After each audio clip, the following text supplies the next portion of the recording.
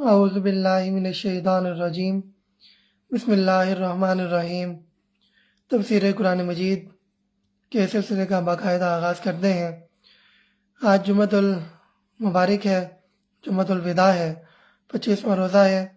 4 روزے تو کنفرم ہیں، 5ویں کا مکمل علم نہیں، تو اسی چیز کو سامنے رکھتے ہوئے آج سے ہم دو پاروں کی تفسیر کریں گے تاکہ اتوار والے دن ہمارا یہ سلسلہ اپنے اختتام تک پہنچ جائے۔ تو پارہ نمبر 25 سورۃ حامیم والسجدہ کے بقیہ آیات سے شروع ہوتا ہے۔ آیت نمبر 47 تا 48 کے اندر شرک کرنے کا حسرتناک انجام بیان کیا گیا۔ آیت نمبر 49 تا 51 میں بتایا گیا کہ اکثر انسان ناشکرے اور بے صبرے ہیں۔ آیت نمبر 52 تا 54 میں قرآن کی حقانیت کو واضح کیا گیا کہ قرآن کی حقانیت تم پر آخر کار واضح ہو کر رہے گی، لیکن اس وقت تم مانو گے جب ماننے کا کوئی فائدہ نہیں ہوگا۔ پھر سورہ شورا ہے جس میں غلبہ دین کے لیے جد و جہد کرنے کا بیان ہے۔ اس سورہ مبارکہ میں یہ مضمون بڑے تاکیدی انداز میں وارد ہوا ہے کہ اللہ کے دین کو قائم کرو اور اس ذمہ داری کی ادائیگی کے حوالے سے اختلاف کر کے جدا نہ ہو جاؤ۔ پہلی 9 آیات میں عظمت باری تعالیٰ بیان ہوئی ہے۔ آیت نمبر 10 سے 26 میں غلبہ دین کے لیے جد و جہد کرنے کی تاکید کی گئی ہے۔ آیت نمبر 27 سے 35 میں اللہ کی نعمتوں اور قدرتوں کا بیان ہے۔ آیت نمبر 36 سے 43 میں غلبہ دین کے لیے جد و جہد کرنے والوں کے اوصاف ہیں۔ آیت نمبر 44 سے 48 میں غلبہ دین کی جد و جہد سے گریز کرنے والوں کا انجام بیان کیا گیا ہے۔ آیت نمبر 49 سے 53 میں عظمت باری تعالیٰ کا بیان ہے۔ پھر سورہ زخرف ہے جس میں توحید باری تعالیٰ بیان ہوئی ہے۔ توحید باری تعالیٰ کا خزانہ بھی اس سورت کو کہتے ہیں۔ پہلی 14 آیات میں جمال اور جلال باری تعالیٰ بیان ہوا۔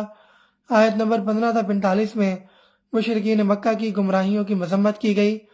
آیت نمبر 46 سے 56 میں موسیٰ علیہ السلام اور آل فرعون کے درمیان کشمکش کا تذکرہ ہے۔ آیت نمبر 57 تا 67 میں حضرت عیسیٰ علیہ السلام کی عظمت کا بیان ہے۔ آیت نمبر 68 تا 78 میں اہل جنت اور اہل جہنم کا تفصیلی تذکرہ ہے۔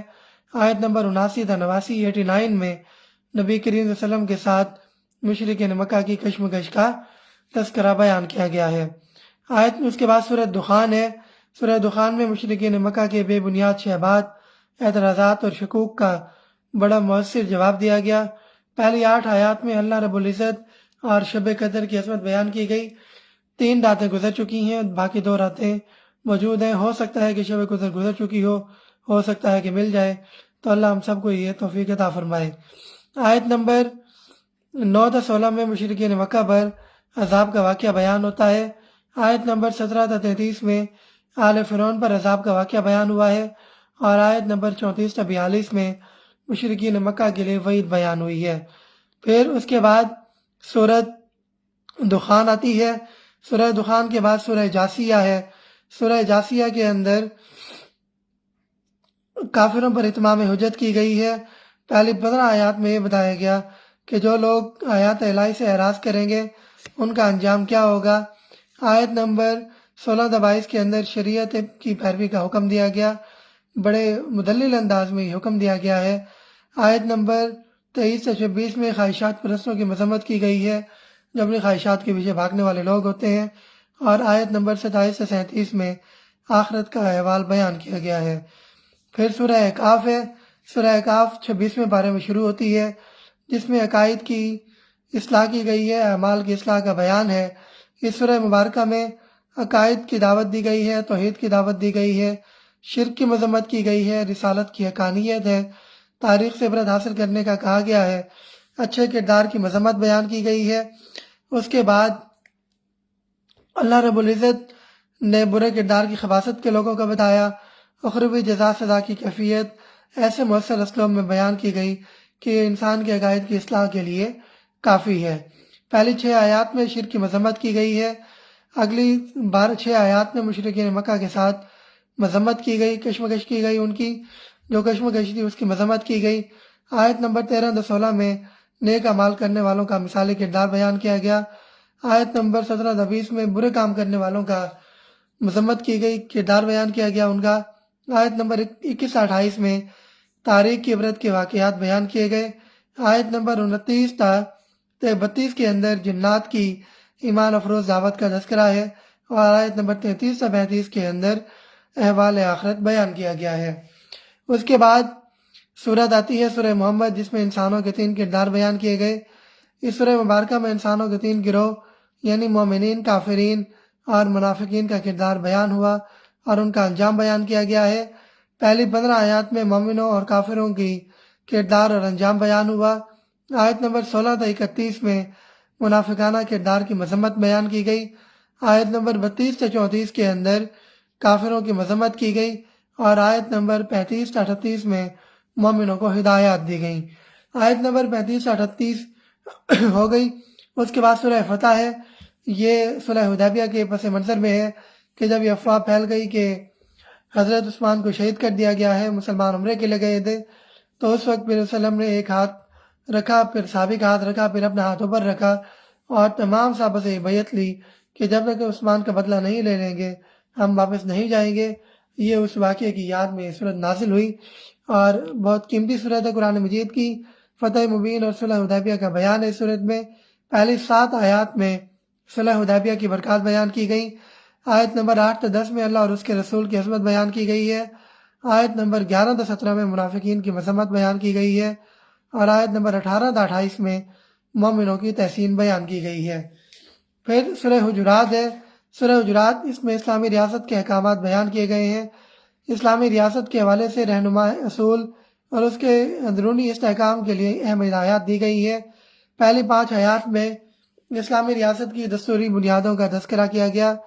آیت نمبر 6 میں ملت اسلامیہ کیوں شرازہ بندی پھیل جاتی ہے، بکھر جاتی ہے، اس کا تذکرہ کیا گیا۔ آیت نمبر 7 تا 8 میں اسلامی ریاست کی دستوری بنیادوں کا پھر تذکرہ۔ آیت نمبر 9 تا 12 میں شرازہ پھیل جانے کے اسباب بیان کیے گئے۔ آیت نمبر 13 میں عالمی اسلامی ریاست کے لیے وحدت کی بنیاد قرآن مجید بیان کیا گیا۔ آیت نمبر 14 تا 18 میں اسلامی ریاست میں شہریت کی بنیاد بتائی گئی ہے۔ پھر سورۃ قاف ہے۔ سورہ قاف کے اندر اللہ رب العزت کی صفات، قدرت و علم اور آخرت کے باہمی تعلق کا بیان ہے، جس میں پہلی 15 آیات میں اللہ رب العزت کی صفت قدرت کے مظاہر بیان کیے گئے۔